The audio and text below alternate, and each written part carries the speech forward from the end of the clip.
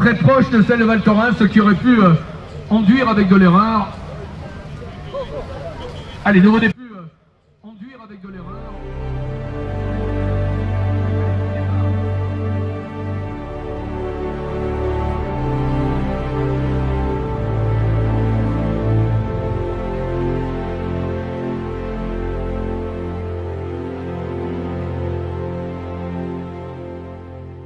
More and more people are paying with cards rather than cash these days. In fact, some countries in Europe are already on track to becoming completely cashless societies. Well, there has been precious little water in southern and eastern Africa where El Nino is scorching the earth.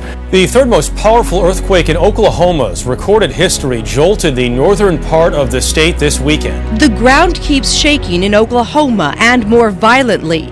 This year already 140 quakes. An earthquake rocks Inyo County, sending shockwaves through Bakersfield. And tonight geologists are explaining why an earthquake 3 hours away was felt right here in town. Now to a developing story. Bad news for our local beaches. They're being washed away at an alarming rate. Oceanside not the only city dealing with this. We'll show you 6 other troubled beaches coming up tonight at 7.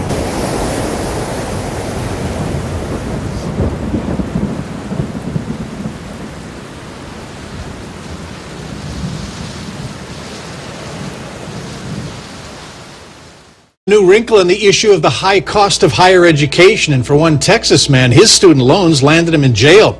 The U.S. Marshals showed up to his Houston area door with an arrest warrant. All right, what's the worst that could happen to you if you don't pay your old federal student loans? Garnishment, something on your credit report. Well, how about being arrested by the U.S. Marshal's Office? Yeah, you don't expect that. Well, Donna, Melinda, I still can't believe this one, but it is just mind-blowing. This is a story that will likely outrage you and leave you wondering, why are the resources of the federal government being used this way?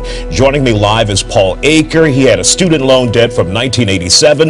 The loan was $1,500. Last Thursday, 7 people in combat gear with automatic weapons showed up at his home and took him to jail for a 29-year-old student loan. Those people were U.S. Marshals, Deputy U.S. Marshals right here in Houston. New tonight, some pet owners in New Jersey are fighting back after being told their condo association wants their pets to undergo testing. CBS 2's Jessica Schneider has more now on what could amount to mandatory dog DNA testing.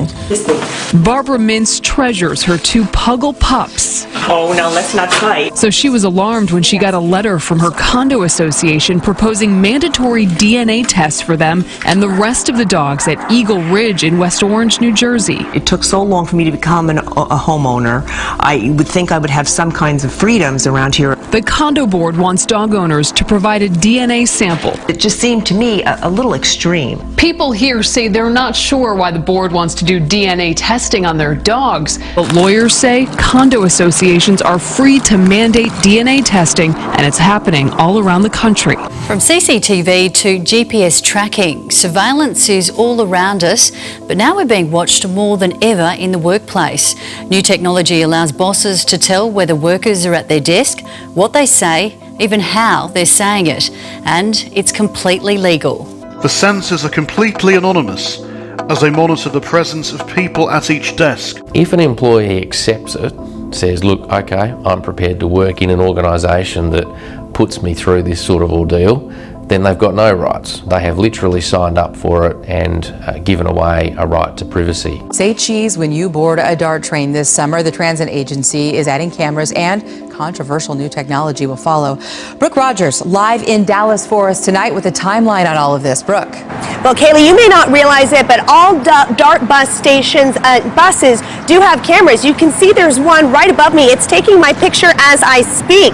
But having them on trains will be new, and not everyone is on board. I mean, I think using technology to keep people safe is a good idea. You know, it's just I'm not sure about the privacy thing, though. Facial recognition software, what is that information being harvested for, and where's that information going? A growing tech trend takes personal computing to its highest level. It's gone from hands-on to hands-in. More people are biohacking their own bodies with implanted computer chips that can perform a wide range of tasks. The limits, it's a limitless technology. There's tons of things we can do with it, and we're really just getting started.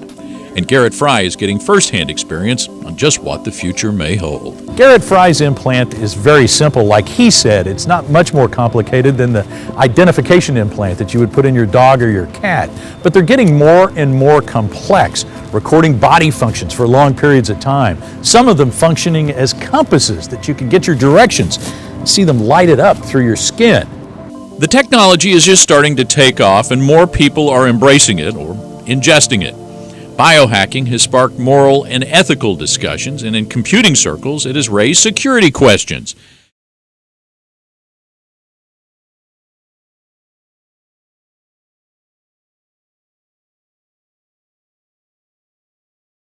There are calls for a controversial program which aims to educate students about their gay, lesbian or transgender classmates to be removed from South Australian schools. While some parents have told Nine News they support the program, a federal senator says the lessons go too far. It's called Safe Schools, a program designed to make students comfortable with their same-sex or transgender classmates. 53 South Australian schools have signed up to Safe Schools. The program aims to help students understand different sexualities, but also encourages them to avoid gendered words like he or she, in favour of the terms they, ze, or e. The program has already created controversy in Victoria, where it's being made compulsory. People are only more open-minded, so I think we've got to start with the little ones. Happening tonight. Passionate pleas over bathroom privacy. Ariel Westler is live in Carmel Mountain Ranch tonight. And Ariel, this case could be precedent-setting. Morality is a key issue for some on the other side. People have been attacked or looked at. There are always sick-minded people that take advantage of this kind of system. A system still very much up for debate nationwide, and a decision that could set a precedent for other districts throughout the country. New at 5, Seattle Parks and Recreation is facing a first-of-a-kind challenge to gender bathroom rules. A man undressed in a women's locker room last week, citing a new state rule that allows people to choose a bathroom based on gender identity. Women alerted staff who told the man to leave, but he said, "The law has changed and I have a right to be here."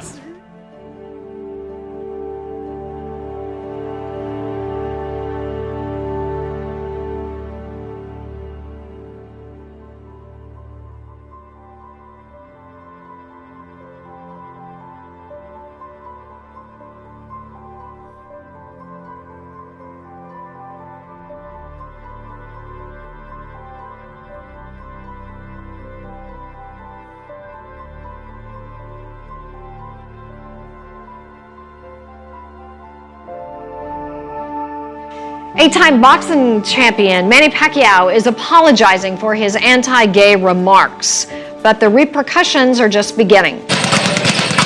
8th Division World Champion Manny Pacquiao is arguably the most famous Filipino in the world. He's a hero in the Southeast Asian country. On Wednesday, Nike announced it was ending its relationship with Pacquiao after the company found his comments abhorrent. The announcement comes as Pacquiao prepares for what he says will be his last fight on April 9th against Timothy Bradley in Las Vegas. And we don't know exactly what it is. Yeah, new tonight, concerns over mystery gunk falling from the sky. What on earth is it? An unknown substance has coated several homes in one neighborhood. 7 Action News reporter Aaron Baskerville is live there with more. Aaron, what's going on? Listen, that's what everybody's trying to figure out. It's certainly a mystery out here. This tar-like substance is everywhere. So like I said, imagine if this was your house or your home, you'd be very upset. You were just looking at the driveway coated in that tar-like substance. You can also see the car coming up tonight at 11 on Channel 7. Something is keeping an entire town up at night, and no one knows what it is or where it's coming from. And they could use your help. As mysteries go, there aren't many that can match this one for being just as annoying as it is unexplained. That high-pitched sound wreaking havoc on Forest Grove, Oregon for weeks, mainly at night, even waking people up. It sounds like brakes to me. Local officials have ruled out a water valve, gas leak, or wildlife, and the nearest train track is rarely used. The fire department doesn't know what it is either. Welcome to the X-Files, back on TV again.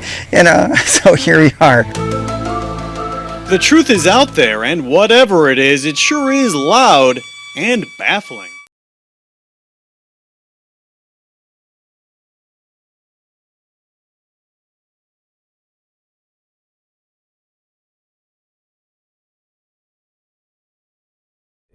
The officer told me, don't understand that because of what you done. He said, I checked myself back into mental health.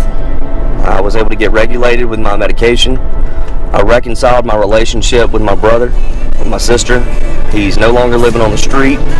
He had moved back in with his brother or his sister, and he told me, he said, it's because of what you done that night, you stopping me, he said, to save my life. That man's a hero, and he saved my life, really. You went out of your way, you helped a homeless man, you gave him your own personal Bible, and because of that, he got his life on track. What does that mean to you? It's the most tangible thing I've ever experienced with being a witness and being obedient to God. So it's awesome. Look me right in the eye. Would you see the pain deep inside? Would you take the time to tell me what I need to hear? Tell me that I'm not